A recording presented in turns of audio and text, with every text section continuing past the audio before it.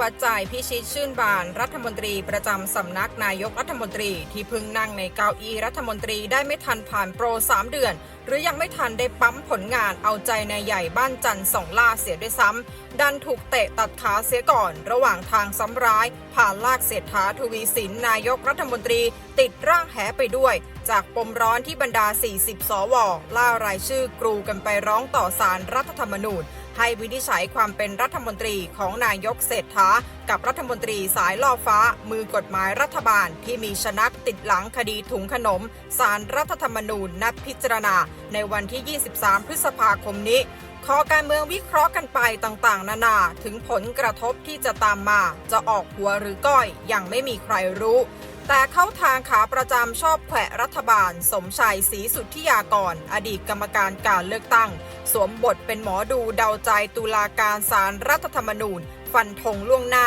ว่าน่าจะออกมาได้4 ทางรวดหรือร่วงแบ่งเป็น2 ทางรอดนายกเศรษฐาได้ไปต่อเหมือนยกภูเขาออกจากอกจะได้ทัวร์ยุโรปได้อย่างสบายใจเฉิบนั่นคือศาลไม่รับคำร้องหรือแม้ศาลจะรับคำร้องแต่ไม่สั่งแขวนทั้งพิชิตชื่นบานและนายกเศรษฐา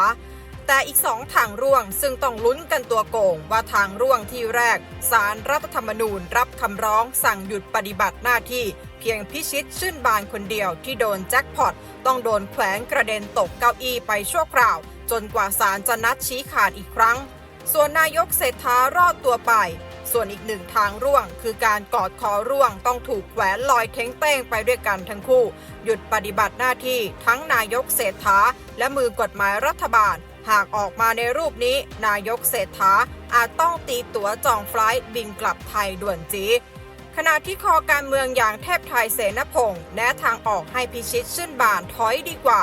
รีบชิงตัดไฟเสียแต่ต้นลมพร้อมกับยกสุภาษิตเสียม้าเพื่อรักษาขุนด้วยการตัดใจชิงลาออกหากตัดใจทำเช่นนั้นคำร้องของ40 สว.เป็นอันต้องตกบ่ายเพราะไม่มีเหตุอันใดให้ศาลต้องพิจารณาการพ้นสภาพรัฐมนตรีของรัฐมนตรีมือกฎหมายรัฐบาลเช่นเดียวกับนายกเศรษฐาไม่พลอยโดนหางเลขไปด้วยจากคำร้องที่40 สว.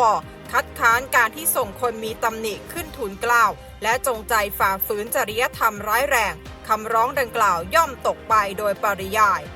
ขณะที่ท่าทีกองเชียร์บิ๊กเนมพรรคเพื่อไทยหนุนให้สู้ยิบตาประกาศท้ารบ40 สว.ไม่รู้ดำรู้แดงกันไปเลยอาทิสุทินคลังแสงรัฐมนตรีว่าการกระทรวงกลาโหมแต่เบรกพิชิตชื่นบานทันทีอย่าเพิ่งถอดใจแม้จะยอมรับในคำวินิจฉัยชี้ขาดศาลรัฐธรรมนูญแต่ในทางกลับกันยังเชื่อมั่นว่าขั้นตอนตรวจคุณสมบัติรัฐบาลทำถูกต้องครบถ้วนดังนั้นอย่าไปชิงลาออกต้องอยู่ต่อเพื่อพิสูจน์ตัวเองเพื่อให้เป็นบรรทัดฐานดีกว่าการชิงลาออกเพราะก่อนจะตั้งเป็นรัฐมนตรีได้ไม่ใช่ตัวนายพิชิตเป็นคนตัดสินใจเองคนเดียวและนายกไม่ได้ตัดสินใจโดยลำพังแต่มีคณะทำงานและองค์กรที่ได้รับการยอมรับพิจารณาถึงส่งชื่อให้ได้เป็นรัฐมนตรีเป็นไปในทิศทางเดียวกับผู้จัดการรัฐบาลภูมิธรรมเวชยชัยรองนายกรัฐมนตรีประกาศลั่นอย่างมั่นใจว่าสิ่งที่ได้ทำไปถูกต้องในการแต่งตั้งพิชิตชื่นบานมีปัญหาตรงไหนจริยธรรมอะไรอย่าขวางทางรัฐบาลจะแก้เศรษฐกิจกระแทกไปยัง40 สว.เข้าอย่างจังส่วนจะเกิดอุบัติเหตุทางการเมืองขึ้นหรือไม่อย่ามองไปไกลขนาดนั้นถึงขั้นที่นายกต้องหยุดทำหน้าที่กลางอากาศไม่มีทางเป็นไปได้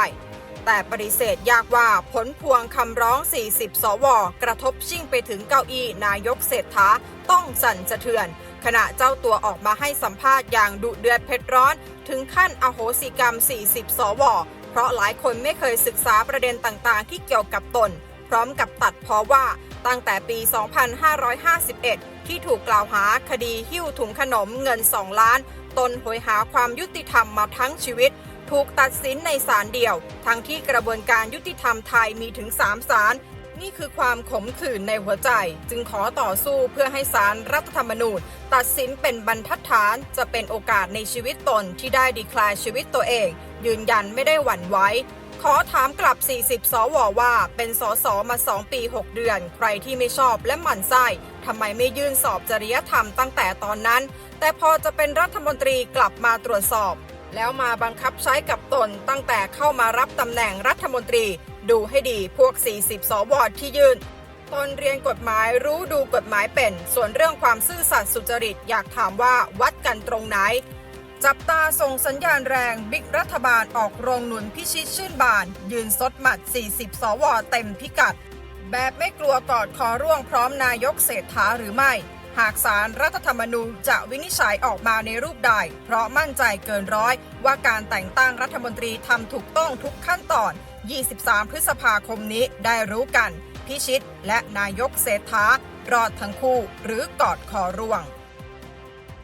ร่วมสนับสนุนท็อปนิวส์นำเสนอความจริงได้แล้ววันนี้เพียงกดปุ่ม Super Thanks แล้วเลือกจำนวนเงินตามที่ต้องการได้เลยครับขอบคุณครับ